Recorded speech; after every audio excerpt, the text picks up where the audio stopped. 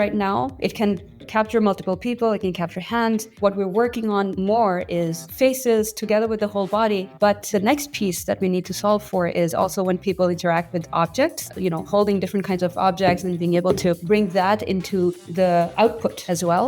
Welcome to a new episode of XR and AI Spotlight, the show that gives a stage to the creatives and founders pushing the boundaries of XR and AI.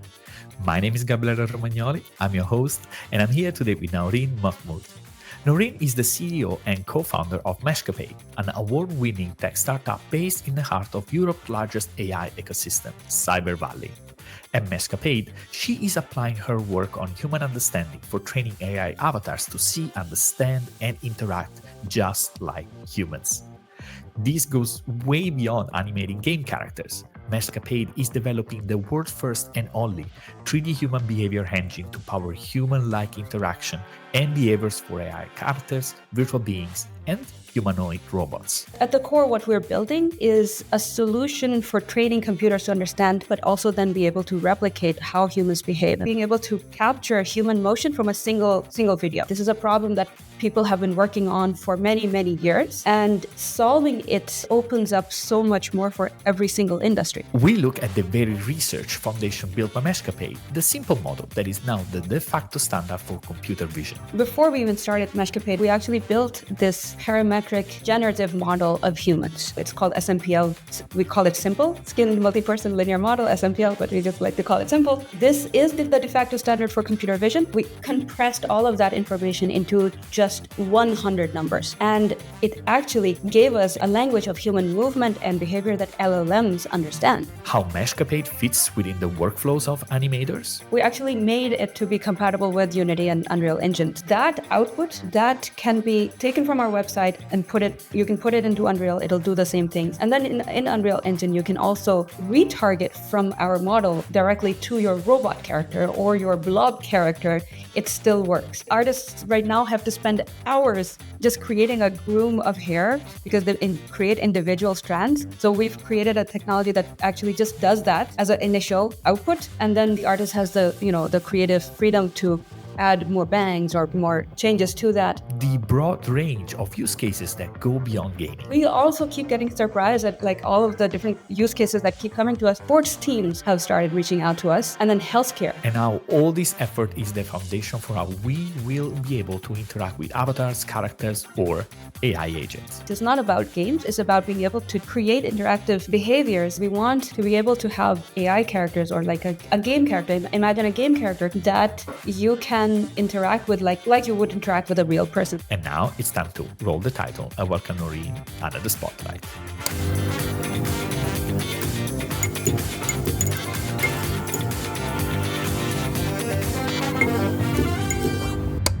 Naureen, it is a real pleasure to have you here.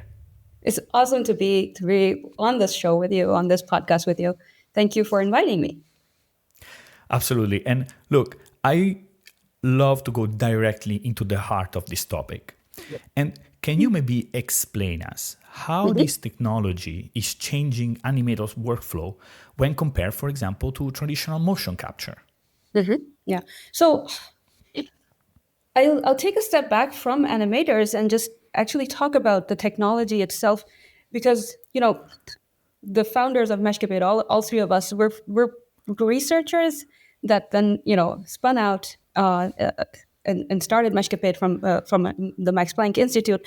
And the core at the core, what we're building is a solution for training computers to understand humans, and not just understand, but also then be able to replicate how humans behave and that behavior.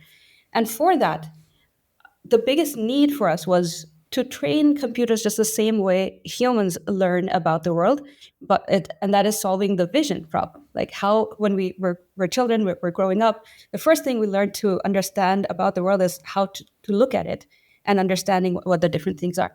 And that was one of the biggest problems. And in some ways, I used to call it the holy grail of computer vision, being able to understand the world or being able to capture human motion from a single video. When we think specifically about animators, right, would you say that a tool that allows to capture and convert a one camera feed video into like an animation of a character is something that accelerate the initial part of the creation process, the creative process, so that then the time from the creative is focused on the finer details and all the polishing and all the creative adjustments that are needed.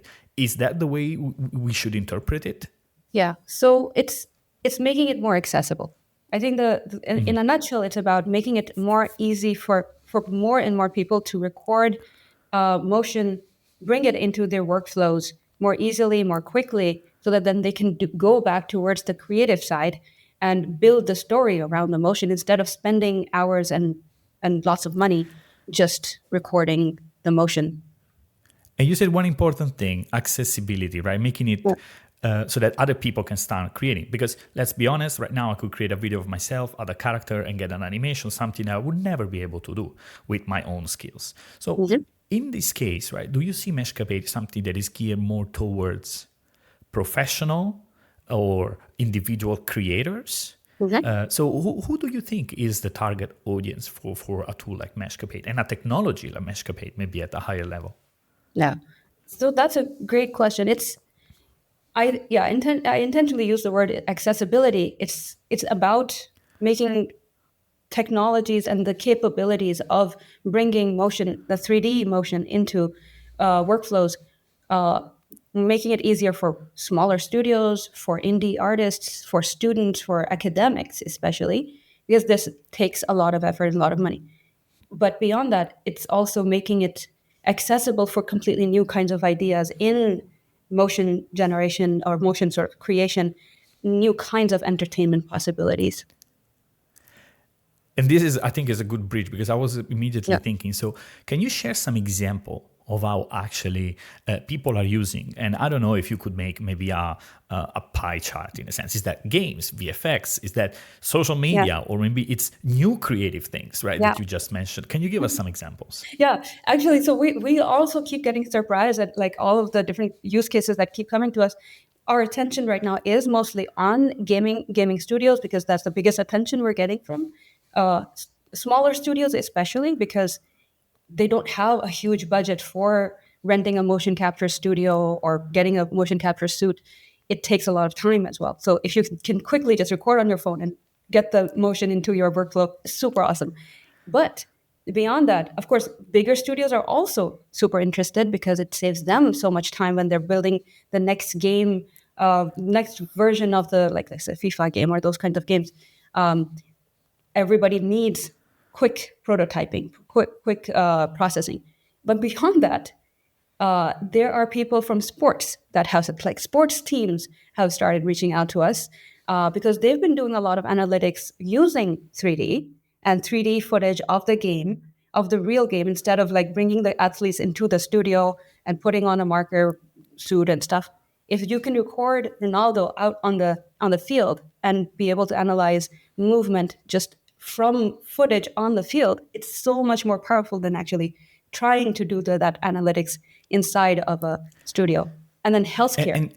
And just as a follow up on that sport case, because I think it's very big, right? And it goes beyond football, of course. But then is that the purpose to, let's say, analyze the performance of the player and improvements, or it's more like to capture so that the FIFA game then gets a realistic movements of Ronaldo? Like, what is sports doing with that type of It's both. 3D motion data?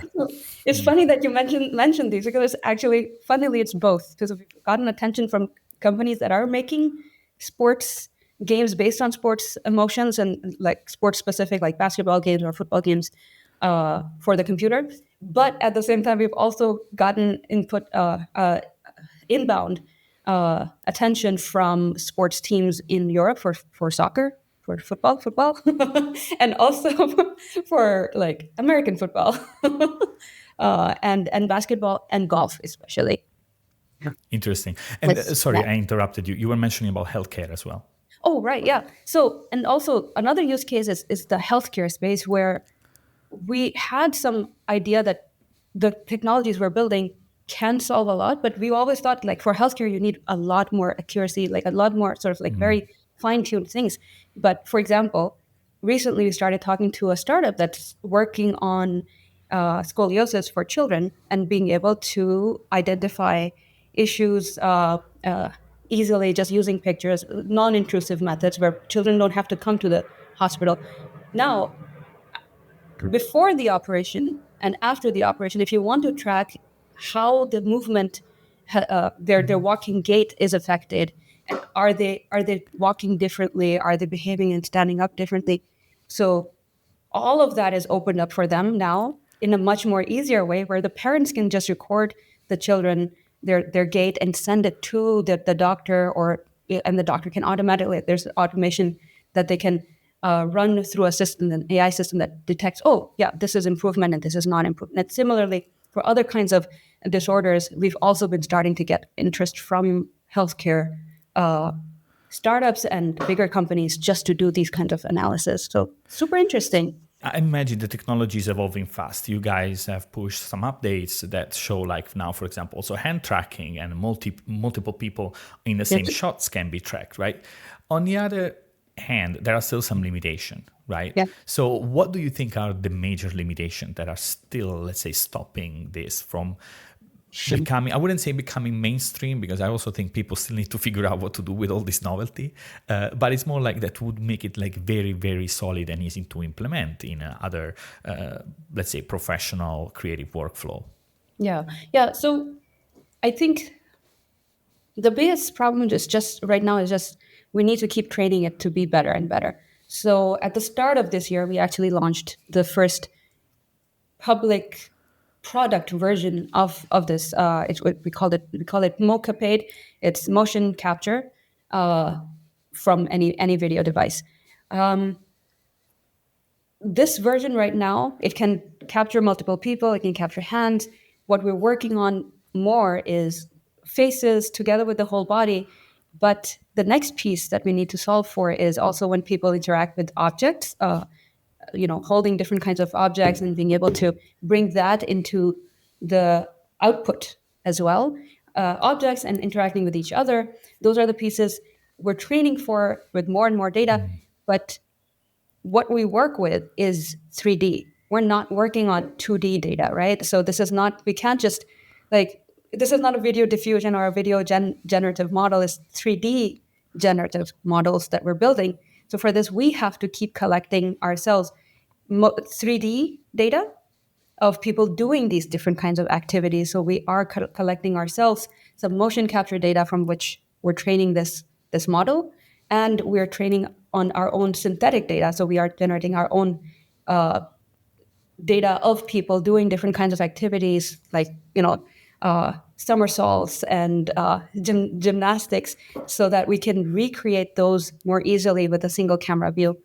So it's a learning process. The more complications we can observe and we can generate in 3D ourselves, the better our models will get. That's the only bottleneck right now. Well, let's So see. Yeah. it's a matter of the training data then. So that is the core thing that is, it takes time. But Yeah. I do wonder, like, in a sense, how do you, can you maybe tell us a little more, how do you generate this data? It's not like you have YouTube where you can just scrape. No. Some have done. People have done a lot of scraping on YouTube, Hopefully and that we can doesn't see. help us. Right, Exactly. right. So Yeah. is that something, when you mention creation of synthetic data, do you build these 3D mockups with Mocapade itself and then use it to train the model, or do you create data in other ways? How does that work? Yeah. So we're creating data in two ways. So we collected a lot of motion capture data with actual motion capture suits and whatnot ourselves. We've bought a bunch of motion capture data sets from motion, like commercial entities or institutes. And now what we can do, because we're not just working on capturing motion, we're also working on generating motion in 3D. So we take that motion capture data, we put it into our own, we have a whole system in Unreal Engine where where we can create people doing different activities. And now with that, together with that, the motion capture data that we've collected, we can create different kinds of changes on top of that data to have the people do things differently. So our own characters, we can make them do certain activities differently. So we're training a behavior engine so that we can say, hey, we can define certain kinds of characteristics for the character, and then it would walk in that characteristic. And that's how we generate our own data. So yeah, we're collecting ourselves and then we're generating ourselves. Yeah. And I think when people, let's say, think about this model, this tool, this app, so they always think, okay, now I'm gonna get this animation that then I can transfer, and let's say maybe using a tool like Rococo, transfer to my final character, for example, that I've modeled and sculpted. But I think you're saying something much deeper in a sense, right? So we are building an engine. Well, We are building something that then companies can use to build on top, right? yes. It's not just this tool that you go on the web, you type text, and you get an animation of someone diving or swimming. So what are the things that can be done with this foundational model for motion? Yeah. Yeah. So at the moment, we've we've published material at a conference about like this core model that we've trained as well. What we want, let me talk about like the future vision is we want to be able to have AI characters or like a game character. Imagine a game character that you can interact with like you would interact with a real person. So imagine if you had your own character that was able to move like you inside of a game and a game character, and if you could interact like real people, you could tell it to, hey, come with me, and then let's go explore this area. So basically, it's building a behavior for virtual characters so that they understand gestures. When we talk to each other, a lot of our communication is based on gestures beyond words. It can understand gestures, can understand intent, it can decide also how to do different kinds of navigations, or how to pick up things, how to put things down, how to hand things to each other. Those are behaviors that humans learn by doing. We learn by first observing, we start understanding how objects work, and then we start doing them ourselves. That's how we learn. So that's pretty much exactly how we're training this system. And at this point, we are at a point where we've started training it to do locomotion completely autonomously. So we've trained a character engine that we can give it an impulse to, hey, move towards the right. It will generate its own behavior of walking towards the right. It's not some canned motion that an animator hand animated. It's trained on the motion of all the motion capture data that we collected, and it understands, okay, at this point in this terrain for this jungle, I should walk this way. Yeah, And exactly. So also to let people, I think, understand a bit, if I understood correctly, also correct me if I'm wrong, right? But it is also about, let's say you walk and then maybe there are some stairs, or maybe there is an obstacles that the motion might decide to step over it or go around it, or maybe there is some disturbances, right? Maybe there is wind, or maybe there is something that pushes, or a rock being thrown at exactly. them. Then they react, they try to stand back and keep going and accomplishing the task. That Yeah. this is what we're talking about, right? This is exactly. And to be, it's really good that you mentioned the reaction part, because humans react with real time input. Like if you push me, I will duck or move in a certain way. And that's something for an AI character to be able to understand that, like, oh, if I get pushed on this side, I would react this way, or if I get shot in the leg, what my reaction should be. Those are real time reactions that that humans understand, and those are the reactions we've now started training into AI characters. So that's super interesting, because that is the engine that can power completely autonomous behavior for virtual characters and then robots as well. Exactly, because that is another, because we are talking about two very important and relevant things. And so I want to go into the robot part because that's very fascinating. But first, about games. Yes. Why would I want to do that? So let's say I'm a studio, right? Yeah. Like, what's the advantage that this new, let's say, I wouldn't call it consciousness, but Mm, feature, let's call it like this, add to my game? Is it gonna look better? Is it? yeah. Why would I invest in something like this to implement it in my own gameplay? Yeah. It's a very good question. I don't know the answer. The answer is it really depends. This part, what I'm talking about, is not really about games. This is about what we want to build for a future of interactive characters.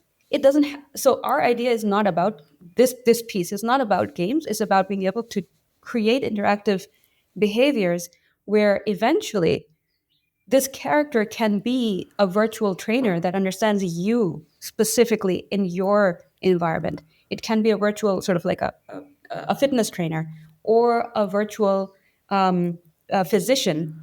It's more about creating these virtual personas, let's say, that have the knowledge and the physical embodiment of understanding how to react or interact with humans. Where this goes, I think this creates a completely new kind of potential for entertainment space, because one person that we were talking to at some point, he was in the very much in the gaming space. He's When he heard this idea, he was like, okay, so in a game, then basically, if I give this kind of characteristics to an NPC, like the non-player characters in a game, so then the NPC becomes the game. That's so interesting. And so yeah, in gaming, you could imagine it in that way. For us, it really is about a completely new way of interacting with computers, which we really do need, because right now it's a very one-way interaction we have with computers, and we're building AI systems that don't really understand Yeah. us. Yeah. I just wanted to have a quick break to remind you that if you're enjoying this conversation, you should definitely check out the XR AI Spotlight newsletter. By subscribing, you will get weekly interviews like this one directly in your inbox. And by subscribing, you also get access to a list of tools and apps that allows you to experience conscious plotting in VR on Quest and Vision Pro. Just check the first link in the episode description. And now, let's get back to the show. And I think it makes sense because also it's a technology that is built often on top of game engines. So it kind of like makes sense. It's the first use case that you see, and the people experimentation are with things that are the closest to it, Yeah. right?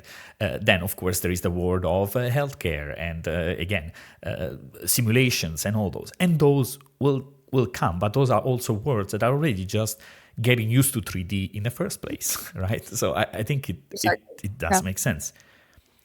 Robotic and humanoid robots, it's another big conversation, right? Yes. In a sense that where do you see, like, is this something that then everybody that is creating robots then can kind of like tap into to solve that kind of like understanding of motions? Is there, you see, for example, Tesla doing this, and I mean, I suppose they might be building something similar in a way, right? Are they?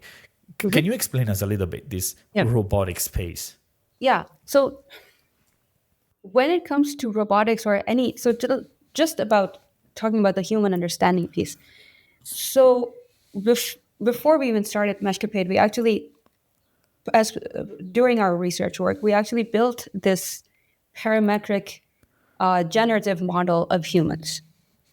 So what this is we trained this on hundreds of thousands of 3D and 4D scans of real people. And from that, we created an understanding, a statistical model, let's say, of human body shapes and how people move. And with that parametric model, what we did was we compressed the information about human body shapes, how we move, how our soft tissue moves when we bend different joints. We compressed all of that information into just 100 numbers. So it's a very compact representation of humans, and it actually gave us this language of human behavior, a language of human movement and behavior that LLMs understand. So this is super powerful for training foundation models of how humans behave in 3D, or of human motion in 3D. And that's what we're using to create this behavior engine. So actually, so this same model already is one of, it's in fact the standard, the de facto standard now for computer vision, for understanding humans. For all computer vision papers that you see at any conference right now, they use our model. It's called SMPL. We call it simple, skin multi-person linear model, SMPL, but we just like to call it simple.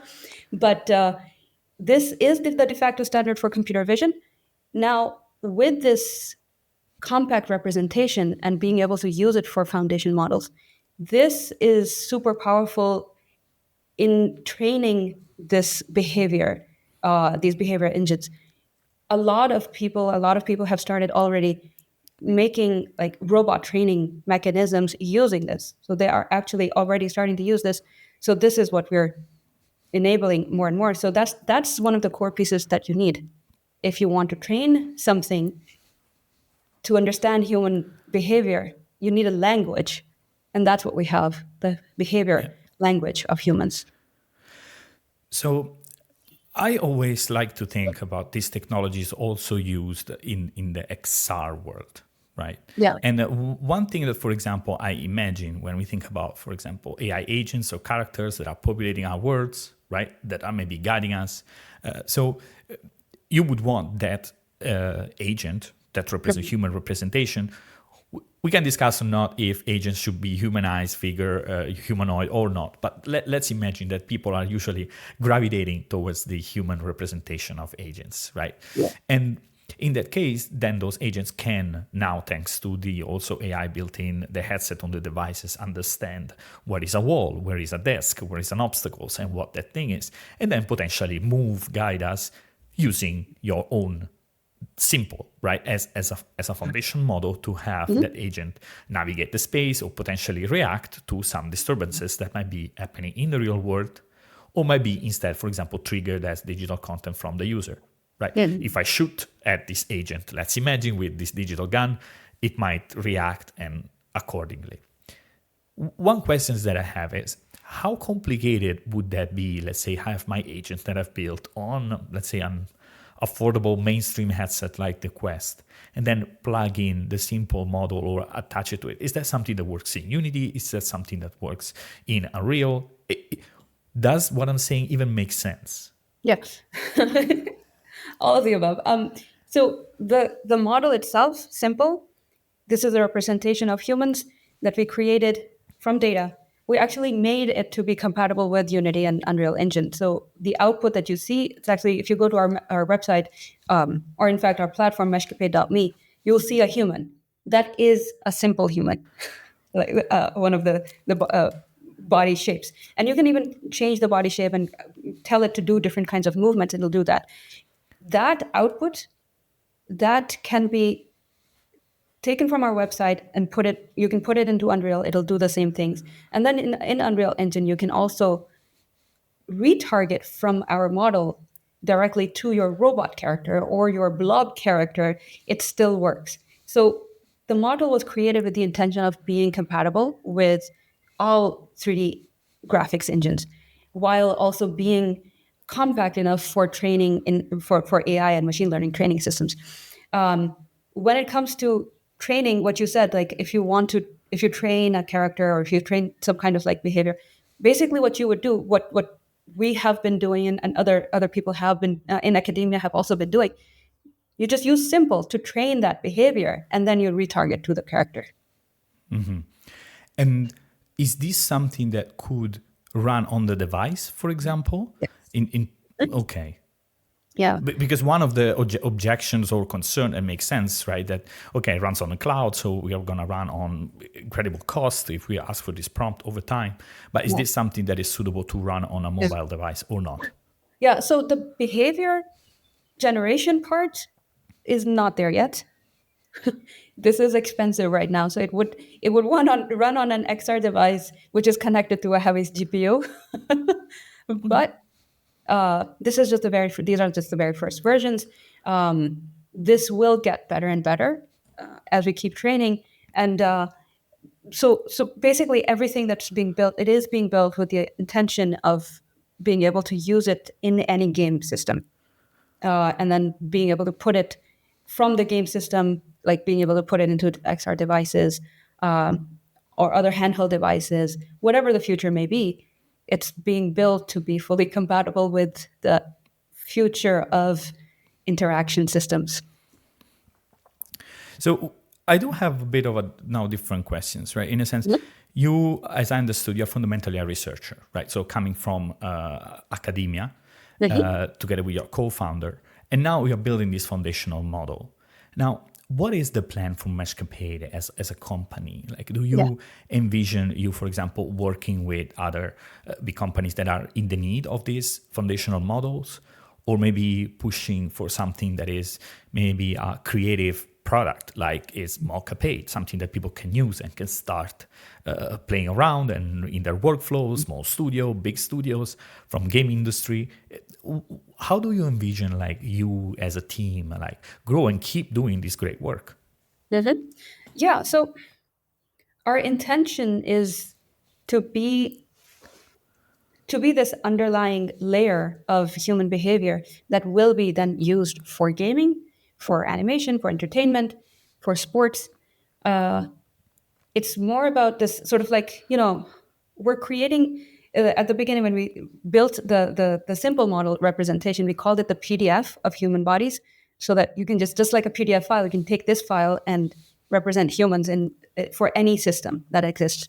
And similarly, now it's sort of what we've built with, or we've been building over the years, with all of the technologies on top of simple, is this application layer, that gives different kinds of use cases the same capabilities across different kinds of use cases, because every system in the world, every product in the world, it's really built around humans, right? Every product in the world has to have an understanding of humans, whether it's for apparel. When you go to buy clothes, you need to understand your body and how you move. When you are playing games, when you're playing sports, so every single thing that exists in the world is centered around an understanding of human bodies in 3D and our 3D motion. So we're enabling all of those, this underlying layer that enables accessibility and an understanding of humans for through computers for all of these different systems. I want to kind of like change topic a bit while we close up. And one is images, video, and 3D Gen AI, right, tends to have somehow a kind of like negative connotation between the creative industry, right? There is this feeling that people are going to lose jobs, and that the output is somehow still unacceptable, not ready for production, or has no souls. Some of these statements are pretty true, I think, right? And there is a reasonable concern around it. Yeah. Is that the same with motion capture? Do you feel like the same kind of like, I wouldn't say resistance, but reaction from the creative industry? So far, not, which is really nice for us. Unless it's somebody who doesn't like. Sometimes we will hear a comment just because somebody saw we're doing AI models, that they will be like, "Oh, you're stealing artists' work, or you're taking away jobs." But from the actual industry, the feedback has always been this: that okay, what you're doing, I've needed this 3 years ago. I would have paid for this 3 years ago, and I've spent so much of my life just wasting time trying to do this in a more efficient way, and you guys just make my process so much more efficient. So I would pay for this. So from the actual animators of in the gaming industry, in the animation industry, everybody that we've talked to, this has been the reaction, and I'm really thankful for that, because that exactly was the intent. However, as we go forward with the motion generation pieces that we're building, one could imagine, oh, this is taking away from the creative aspect of how you train, how animators animate a character. That's never been the intent. The intent is to give creators the tool set, the basic tool set, to get an initialization of like an initial version of what they want, like a rough draft, because then, you know, any Pixar movie that's made it big, any animation movie, or any movie, any story that has existed in your life, it doesn't happen without this soul, like there without a person thinking about how this character reacts, how the reactions are, what the emotions are.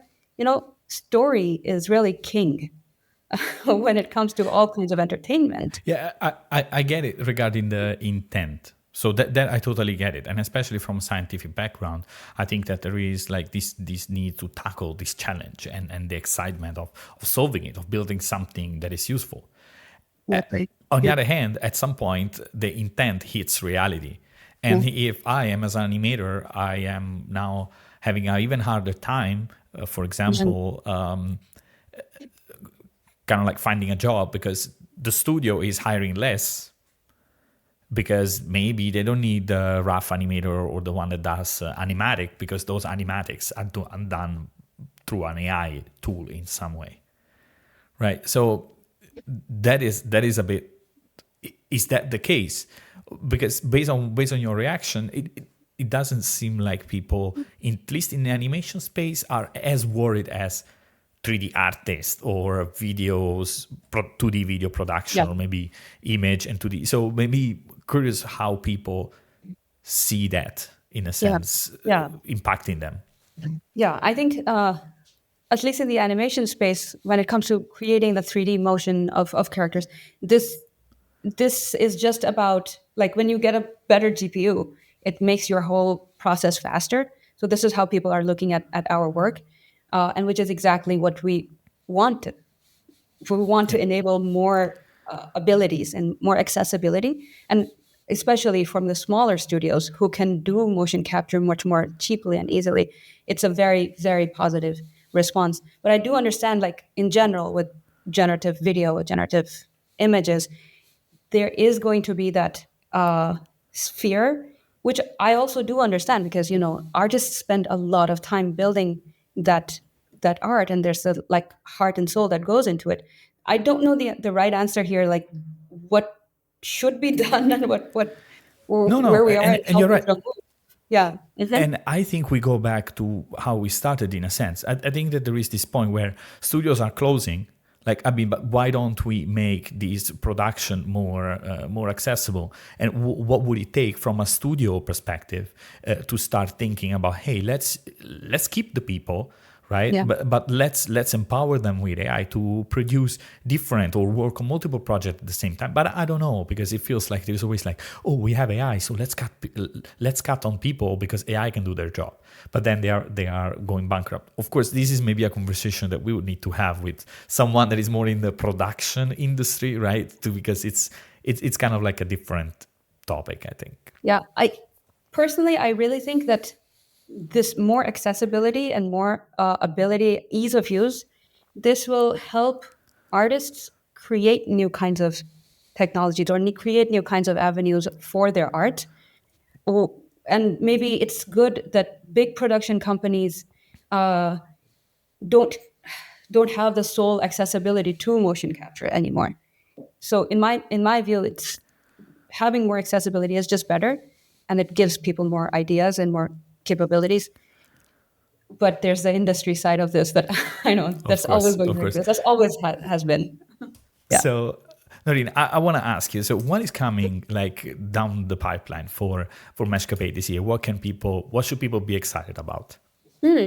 So some of the things that we demoed just now at the Game Developers Conference, I think most importantly, the real time motion capture that got people so excited because of the possibilities, because we were literally streaming from a webcam.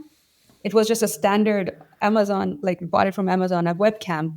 So being able to do motion capture from any camera, just a random, webcam, it blew people's minds. So that is now something that we're starting to bring to studios and just let them do like quick prototyping. Especially the smaller studios are super excited about this. But beyond that, just being able to now generate reactions for a character, if you poke the character and it reacts, and like being able to put that into uh, an NPC character, where sometimes with the NPC character you're just poking it or just pushing it. Hopefully also doing nice things eventually, but right now people got super excited about these, and these are the product we'll be releasing during this year. in the upcoming few quarters. But beyond that, I think just the capabilities that we're bringing, like automatic hair capture. So it doesn't work for mine yet, but it's basically artists right now have to spend hours just creating a groom of hair because they create individual strands. So even for your hair, it would take an artist many hours to create the waviness. So we've created a technology that actually just does that as an initial uh, output, and then the artist has the creative freedom to add more bangs or more changes to that. So just more and more tooling and more accessibility and control for artists to be able to do their work more easily. A lot of that is coming to our platform. Yeah. Awesome. Naureen, thank you very much for the chat. I think people should go out and check Meshcapade on the website. I think it's super accessible in a sense, like how to start creating with animation. So everybody, please go there, have a look. Naureen, thank you very much for the chat. Thank you. Lovely talking to you. Thank you very much for listening in. If you like the show, remember to leave a rating on Spotify, Apple Podcasts, or a thumbs up on YouTube. It really helps me keep doing this and shine the spotlights on the greatest founders and makers, pushing the boundaries of XR and AI. Also, make sure to check out the show page xraispotlight.com, where you can find more conversation like this one. Till next time.